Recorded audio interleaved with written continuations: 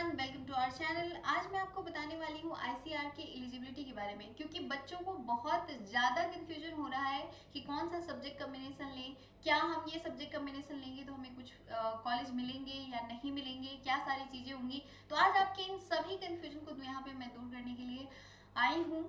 और ये official website है जो कि एनटीए का वेबसाइट है, और यहाँ पे उन्होंने एलिजिबिलिटी के बारे में बात की है कि क्या एलिजिबिलिटी होगा। तो ध्यान से देखो, वीडियो को लास्ट तक देखना, समझ लो सारी चीज़ों को कि क्या है एलिजिबिलिटी इसका, क्या हमारा सब्जेक्ट कॉम्बिनेशन सही है, क्या इस सब्जेक्ट कॉम्बिनेशन से हम फॉर्म भरेंगे तो हमारा रिजल्ट होगा, काउंसलिंग के लिए हम अपीयर हो पाएंगे। तो यहाँ पे ये सारी चीज़ें लिखी हुई हैं, ठीक है।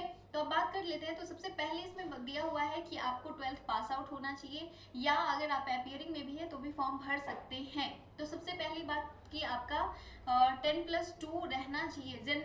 कितना रहना चाहिए, तो 50% मार्क्स रहना चाहिए आपका। मतलब काउंसलिंग के वक्त तक ऑब्वियसली आपका रिजल्ट आ जाएगा, तो उस समय कम से कम 12th में आपका 50% होना चाहिए फॉर जनरल कैटेगरी। वही अगर ST SC या यूपीएस कैटेगरी की बात करो या PWD कैटेगरी की बात करो तो आपका 40% रहना चाहिए, ठीक है। ये दो बातें मैं आपको बता रही हूँ।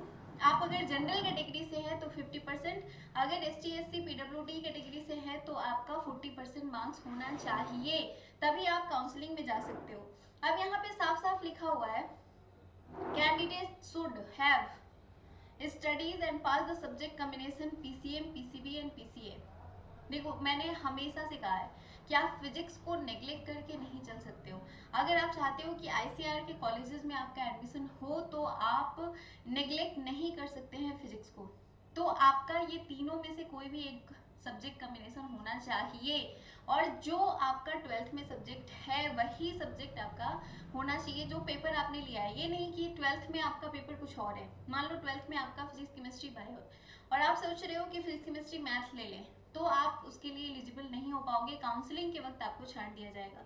तो ये गलती मत करना। आपका जो भी 12th में है वो सब्जेक्ट लो, उसके अलावा आप एक और सब्जेक्ट ले सकते हो, उसमें कोई प्रॉब्लम नहीं है। जब आप काउंसलिंग के समय जाओगे तो वहां पे आप अपने सारे सब्जेक्ट कॉम्बिनेशन को फिल करोगे। आपने किसी सब्जेक्ट का पेपर दिया है और वो कॉलेज या यूनिवर्सिटी के अकॉर्डिंग वो आपका मार्क्स ऐड करेंगे, और उसके बाद आपकी काउंसलिंग में अगर आप उतना मार्क्स ला पाए हो तो आपका एडमिशन हो जाएगा। लेकिन 12th के सब्जेक्ट कॉम्बिनेशन को आप नेग्लेक्ट नहीं करेंगे, ये बात आप ध्यान से समझ लो इस बात को। तो अगर आपका 12th में PCM है तो आप PCM लीजिए, अगर आपका PCB है तो PCB लीजिए, अगर आपका PCA है तो आप PCA लीजिए, ठीक है। बहुत सारे लोगों का ABC भी है, ठीक है। तो ABC मैंने हमेशा से कहा है कि ABC एक ऐसा ग्रुप है जिसमें आईसीआर बहुत सारे कॉलेजेस में एडमिशन नहीं लेता है, BSc ऑनर्स वो नहीं देता है, ठीक है।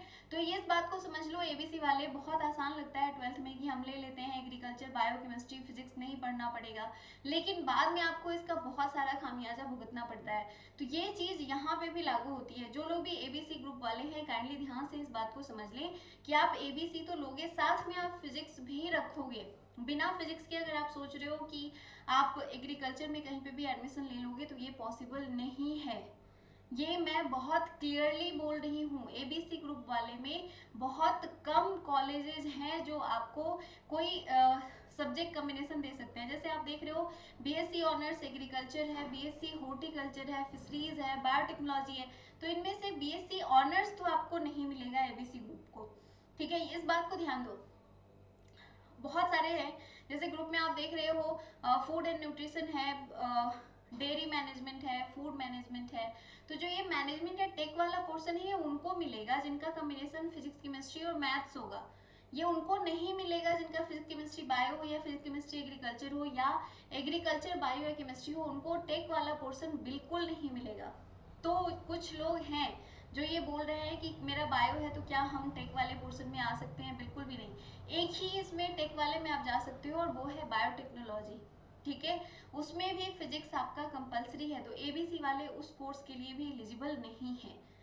बहुत ही आराम से सारी चीजें मैं समझा रही हूँ, इसको समझ लो, क्योंकि सबको एक साथ मैसेज करना या मैसेज में समझाना मेरे लिए पॉसिबल नहीं हो पाता है कि मैं सबको अलग अलग से मैसेज करके समझाऊँ। आप बहुत सारे कमेंट आ रहे हैं इस चीज को लेकर, तो आपको समझ आ गया होगा कि आपका सब्जेक्ट कॉम्बिनेशन क्या होना चाहिए।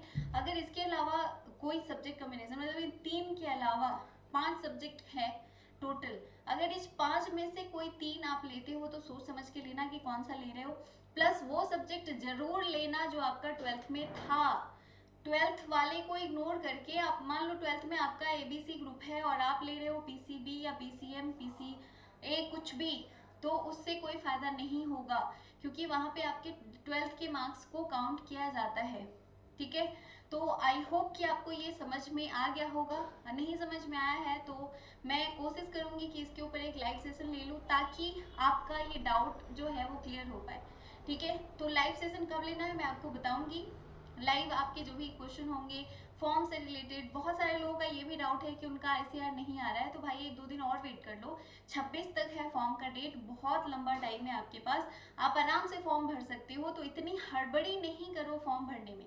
फॉर्म भरने में आप जल्दबाजी करते हो, हड़बड़ी करते हो, हड़बड़ी में कुछ भी भर देते हो, उससे बहुत सारी गलतियां हो जाती है। तो फॉर्म में गलती नहीं करना है, एलिजिबिलिटी में गलती नहीं करना है। कहीं पे भी डाउट हो, कोई भी बात हो, आप कमेंट कीजिए, मैं उसके ऊपर वीडियो लेकर आऊंगी, ताकि आप सही तरीके से फॉर्म भरो, सही तैयारी करो और सही तरीके से आपका एडमिशन हो पाए कॉलेजेस में। मेरा मोटिव बस इतना होता है कि आपको कॉलेज मिल जाए। पिछले बार लास्ट ईयर अगर आपने देखा होगा तो 30-40 ऑलमोस्ट 50,000 के अराउंड बच्चों ने रजिस्ट्रेशन किया था आईसीआर के लिए। ठीक है, ऐसा नहीं है कि सीयूईटी आपने दे दिया बात खत्म हो गया, इसके बाद फिर से आपको रजिस्ट्रेशन करना पड़ेगा। तो वो मैं आपको आगे बताऊंगी जब आपका रिजल्ट आ जाएगा, उसके बाद कैसे रजिस्ट्रेशन करना है और कैसे आईसीआर में कॉलेजेस फिल करना है। उसके लिए हमारी पेड काउंसलिंग भी होगी, आएगी, तो आप वो भी कर सकते हो। तो ये सारी चीजें हम आपके लिए लेकर आते रहेंगे, आपको पैनिक नहीं होना है, परेशान नहीं होना है, पढ़ाई करते रहना है जितना ज्यादा से ज्यादा हो सके। एग्जाम के टाइम में जितना पढ़ो उतना ज्यादा आपके लिए बेनिफिशियल होता है। तो इन सभी बातों का ध्यान रखिएगा। इसी के साथ वीडियो को यहीं पे एंड करते हैं, और इस वीडियो को लाइक शेयर एंड सब्सक्राइब करें। जो भी नए हो, पहली बार देख रहे हो वीडियो को, वो तो सब्सक्राइब कर ही लो, क्योंकि बहुत सारी चीजें आपके लिए आने वाली हैं और बहुत कुछ हम पहले ही आपके लिए ला चुके हैं। तो चलिए, thank you so much for watching, bye for now, मिलते हैं अगली वीडियो में।